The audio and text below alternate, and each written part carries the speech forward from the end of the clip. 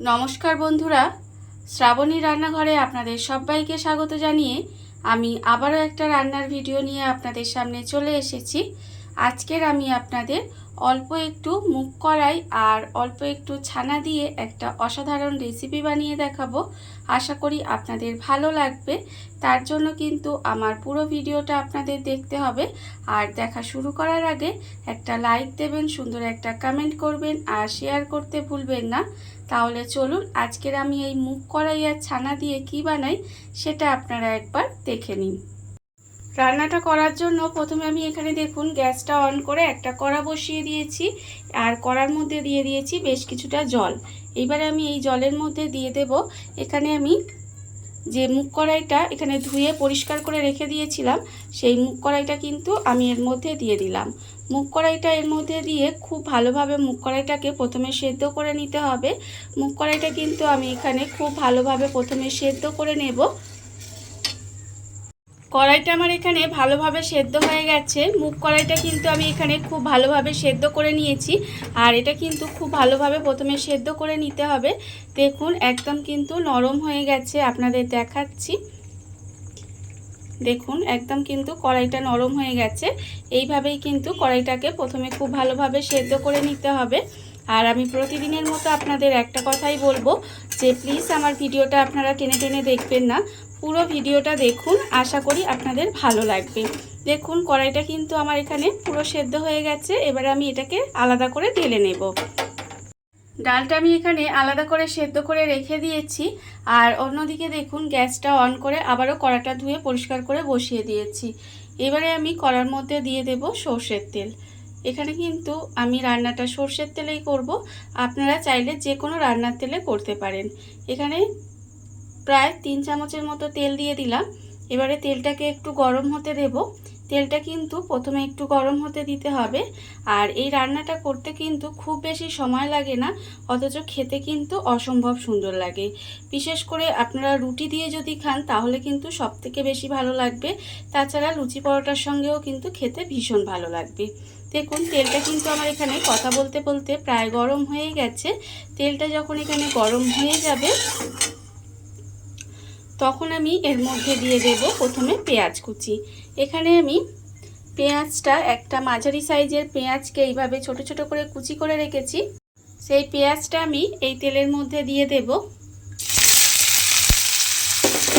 পেঁয়াজটা প্রথমে তেলের মধ্যে দিয়ে দিতে হবে, দিয়ে পেঁয়াজটাকে একটু হালকা করে ভেজে নেব। পেঁয়াজটা দিয়ে কিন্তু প্রথমে একটু হালকা করে ভেজে নিতে হবে।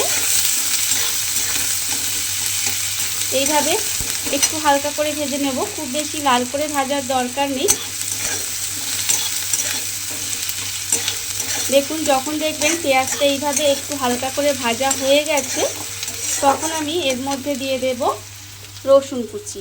এখানে 3 কোয়া রসুন আমি এখানে কুচি করে রেখেছি, সেই রসুনটা আমি এখানে দিয়ে দিলাম।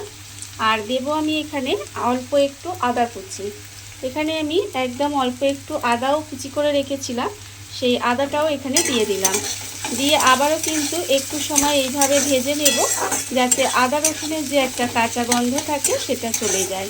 দেখুন অল্প একটু সময় কিন্তু ভেজে নিতে হবে। আমি আগেই বলেছি এটা রান্না করতে কিন্তু খুব বেশি সময় লাগে না, অথচ খেতেও কিন্তু অসম্ভব সুন্দর হয়।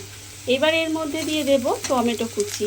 একটা মাঝারি সাইজের টমেটো আধখানা আমি কুচি করে রেখেছি, সেই টমেটোটাও এর মধ্যে দিয়ে দিলাম। আর আমি এখানে অল্প পরিমাণে করছি তাই সমস্ত কিছুই কিন্তু অল্প অল্প ব্যবহার করেছি। আপনারা যদি বেশি পরিমাণে করেন তাহলে সব কিছুর পরিমাণ কিন্তু এখানে একটু বাড়িয়ে দেবেন। এবারে টমেটো, পেঁয়াজ, আদা, রসুন এই সমস্ত কিছু একটু তেলের মধ্যে এইভাবে রান্না করে নেব। পেঁয়াজ, আদা, রসুন, টমেটোটা তেলের মধ্যে এইভাবে দিয়ে একটু সময় রান্না করে নিয়েছি। খুব বেশি দেখুন একদম যে মানে একদম যে গলিয়ে দিতে হবে তা নয়, এইভাবে একটু ভাজা ভাজা করে নিলেই হবে। আমার কিন্তু ভাজা ভাজা হয়ে গেছে। এইবারে আমি এর মধ্যে দিয়ে দেব আন্দাজ মতো নুন, হাফ চামচ হলুদের গুঁড়ো, হাফ চামচ লঙ্কার গুঁড়ো আর হাফ চামচ জিরের গুঁড়ো। এই সমস্ত জিনিসগুলো কিন্তু আমি এখানে দিয়ে দিলাম। দিয়ে এবারে খুব ভালোভাবে মিশিয়ে নেব। মিশিয়ে আবারও কিন্তু একটু সময় এইভাবে রান্না করে নেব। এইভাবেই কিন্তু একটু কষিয়ে নিতে হবে সমস্তটা। দেখুন এইভাবে একটু কষিয়ে নেব। আর এই সময় কিন্তু যে ডালটা মানে যে মুগ কড়াইটা, গোটা মুগ কড়াইটা আমি এখানে সিদ্ধ করে রেখেছিলাম, সেটা কিন্তু তার থেকে একটু জল দিয়ে দিলাম। আর কিন্তু এক্সট্রা কোনো জল দেব না, সেই জন্য তারই জল একটু দিয়ে দিলাম। দিয়ে এইভাবে মশলাটা খুব ভালোভাবে কষিয়ে নেব। খুব ভালোভাবে কিন্তু মশলাটা একটু কষিয়ে নিতে হবে। মশলা আমার এখানে কষানো হয়ে গেছে, মশলা থেকে তেলটাও ছেড়ে দিয়েছে। যখন দেখবেন এইভাবে মশলাটা কষানো হয়ে গেছে, তখন এর মধ্যে দিয়ে দেব আমি যে কড়াইটা আমি এখানে সেদ্ধ করে রেখেছিলাম, মানে গোটা মুগ কড়াইটা যে সেদ্ধ করে রেখেছিলাম, সেই কড়াইটা কিন্তু এখানে দিয়ে দিলাম। দিয়ে খুব ভালোভাবে একটু মিশিয়ে দেব। এইভাবে মিশিয়ে কিন্তু একটু সময় রান্না হতে দিতে হবে। দেখুন, আর এই সময় কিন্তু গ্যাসটা লোতেই রেখে দেবেন। দিয়ে এইভাবে একটু সময় রান্না হতে দেব। গ্যাসটা লোতে দিয়ে আমি এইভাবে কিছুক্ষণ রান্না হতে দিয়েছিলাম।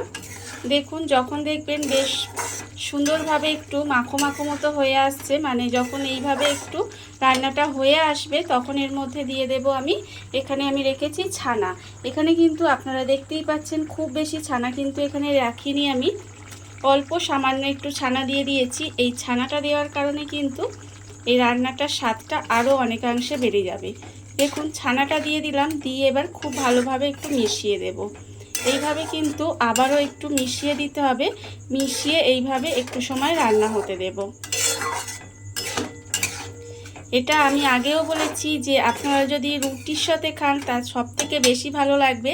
তাছাড়াও আপনারা পরোটা বা লুচির সাথেও খেতে পারেন, তাতেও কিন্তু ভীষণ ভালো লাগবে। এইভাবে ছানাটা মিশিয়ে দিয়ে আবারও কিন্তু একটু সময় রান্না হতে দিতে হবে। মানে একদম যেই যে জলো জলো ভাবটা আছে সেটা কিন্তু একদম একটু শুকনো শুকনো করে নিতে হবে। একটু শুকনো শুকনো করে নিলে খেতে কিন্তু বেশি ভালো লাগবে। তাই এইভাবেই গ্যাসটা লোতে দিয়ে আমি কিন্তু আরেকটু সময় এইভাবে একটু রান্না হতে দেব। আর আমি আগেই বললাম যে এটা কিন্তু খুব কম সময় রান্নাটা হয়ে যায়, আর খেতেও কিন্তু অপূর্ব সুন্দর হয়। এইভাবে আপনারাও কিন্তু একদিন হলেও বাড়িতে বানিয়ে দেখবেন। আশা করি আপনাদের ভালোই লাগবে। দেখুন, আমি কিন্তু এইভাবে আরেকটু সময় রান্না করে নেব। গ্যাসটা লোতে দিয়ে আমি এখানে আরেকটু সময় কিন্তু এইভাবে রান্না হতে দিয়েছিলাম। রান্না কিন্তু এখানে আমার প্রায় হয়ে এসেছে। এইবারে নামানোর আগে আমি এর মধ্যে দিয়ে দেব দুটো চেরা কাঁচা লঙ্কা। আর আমি দেব এর মধ্যে উপর থেকে 1 চামচ ঘি দিয়ে দেব। আর আমি দেব এতে অল্প সামান্য একটু কাসুরি মেথি, আমি এখানে গুঁড়ো করে রেখেছি, সেটা কিন্তু ওপর থেকে দিয়ে দেব। দিয়ে খুব ভালোভাবে মিশিয়ে দেব। মিশিয়ে গ্যাসটা অফ করে কিছুক্ষণ ঢাকা দিয়ে রেখে দেব। তারপরে আপনাদের পরিবেশন করে দেখাবো ঠিক কেমন হলো। দেখুন, রান্না আমার একেবারে রেডি হয়ে গেছে। এইভাবে আপনারাও একদিন বানাবেন। বানিয়ে আমাকে কিন্তু কমেন্ট করে জানাতে ভুলবেন না যে আপনাদের কেমন লাগলো। রান্না কিন্তু একেবারে রেডি। এইবার আমি আপনাদের পরিবেশন করে দেখাবো ঠিক কেমন হলো। দেখুন বন্ধুরা, বাড়িতে থাকা কত অল্প উপকরণে কত অল্প সময় কত সুন্দর একটা মুগ কড়াই আর ছানা দিয়ে একটা অসাধারণ রেসিপি তৈরি হয়ে গেছে। আপনারা দেখতেই পেলেন। আর এটা কিন্তু খেতে ভীষণ ভীষণ সুন্দর হয়। এইভাবে আপনারাও কিন্তু একদিন হলেও বাড়িতে বানিয়ে দেখতে পারেন। আর এই ভিডিওটা যদি আপনাদের ভালো লেগে থাকে, আপনারা যদি ফেসবুক থেকে দেখে থাকেন পেজটি ফলো করে দেওয়ার অনুরোধ রইল। আর যদি ইউটিউব থেকে দেখে থাকেন চ্যানেলটি সাবস্ক্রাইব করে নেওয়ার অনুরোধ রইল। তাহলে চলুন ভিডিওটা আমি এখানেই শেষ করছি। আপনারা সবাই ভালো থাকবেন, সুস্থ থাকবেন। আবারও হাজির হব নতুন কোনো রান্না নিয়ে।